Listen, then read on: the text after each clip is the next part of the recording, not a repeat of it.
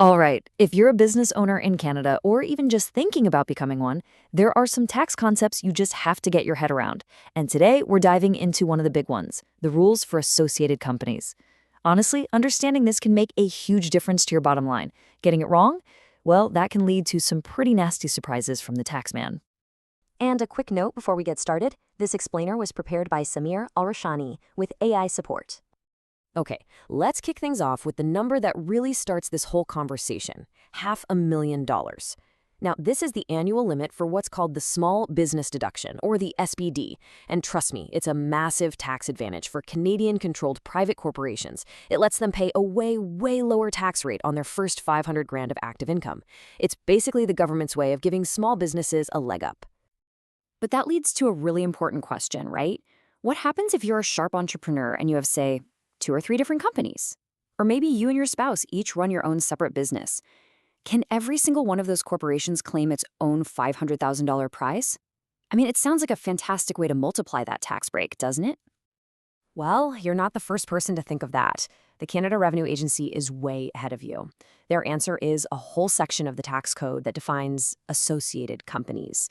And the whole point of these rules is pretty straightforward. If your companies are considered associated, you don't get a separate $500,000 limit for each one. Nope, you have to share one single limit among all of them. It's their way of making sure that tax break is used fairly. So, to really get a handle on how all this works, you have to grasp one single idea. It's the concept that links everything we're about to talk about. It's not about your revenue, it's not about your industry. It all comes down to one word: control. And when we talk about control in the tax world, it's not some vague idea. It has a very precise legal meaning. It means you own enough shares to have more than 50% of the votes. Simple as that. If you can outvote everybody else, you have what's called de jure control by law. That 50% plus one share threshold, that is the master key that unlocks all 5 of the association tests. Okay, so let's jump in. The Income Tax Act lays out 5 main tests for this stuff. We're going to start with the first 2, because honestly, they're the most direct and the easiest to understand. These cover the simple, clear-cut situations. So, look at test 1 on the left. It's about as basic as it gets. It's a parent-subsidiary setup. If Company A owns more than 50% of the voting shares of Company B, it controls it. Boom. They're associated. End of story. Now look at test 2 on the right. This is about a common shareholder.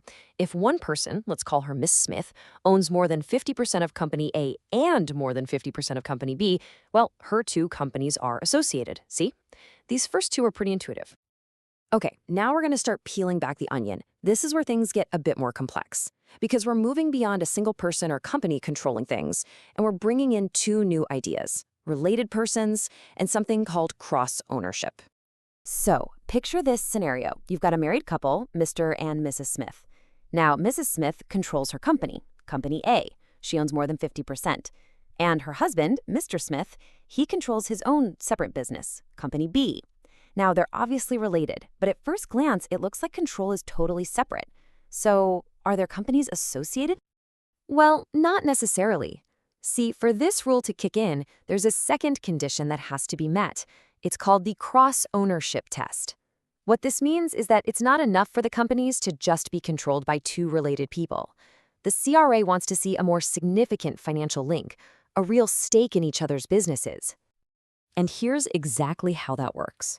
Let's say Mrs. Smith also owns 25% or more of the voting shares in her husband's company, Company B. If that's the case, then bam, the 2 companies are associated. And it works both ways. If Mr. Smith owned 25% of his wife's Company A, you get the exact same result. Remember this cross-ownership idea. It's going to pop up again. All right, let's ramp up the complexity another notch. Now we're looking at a situation where we're not comparing 2 individuals, but a single person who controls one company and a group of people who are all related to that person controlling another company. So let's break down the players here. On one side, you have Mr. Go. He, all by himself, controls Company A. Easy enough. But on the other side, you have Company B, and it's controlled by a group, in this case, his wife, Mrs. Go, and his brother. Now together, the 2 of them own more than 50% of Company B, so they have group control. Now, for these 2 companies to be considered associated, 2 very specific things have to be true. First, Mr. Go has to be related to every single member of that group controlling Company B. In our case, he's related to his wife and his brother, so check, that condition is met. And second, you guessed it, our old friend the cross-ownership test is back. Mr. Go himself has to own at least 25% of the voting shares in Company B.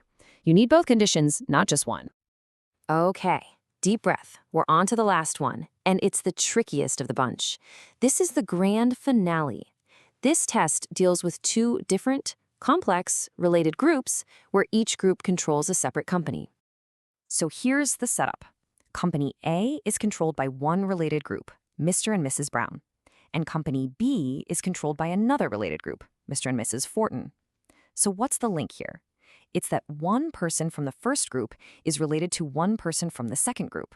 In this example, Mrs. Brown and Mr. Fortin are brother and sister.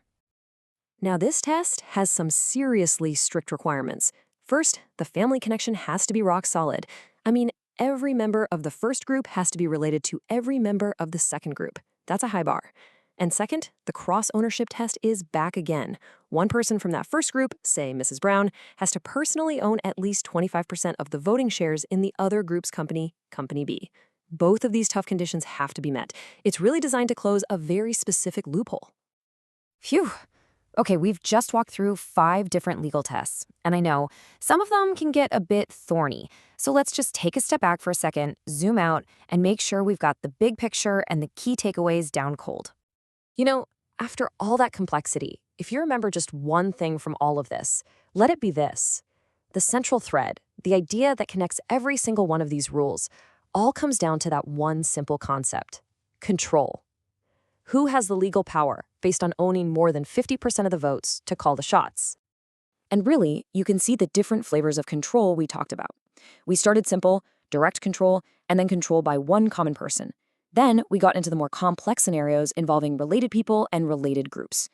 But what was that key ingredient in all those tricky cases? That 25% cross-ownership test. That was the trigger. So why do we care so much about these complicated rules? Well, it always comes back to the bottom line, doesn't it? This chart just says it all. If you have two companies and they are not associated, they can collectively get that low tax rate on up to $1 million of income. $1 million!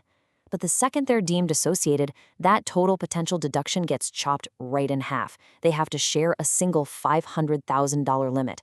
The financial hit is massive. And what I really want you to take away from this is that knowing these rules isn't just about playing defense, staying out of trouble with the CRA. It's about playing offense. It's about smart, strategic business structuring. It's about setting up your ownership in a way that maximizes your tax efficiency, so you have more cash left over to pour back into growing your business. And that leaves us with one final big picture question to think about.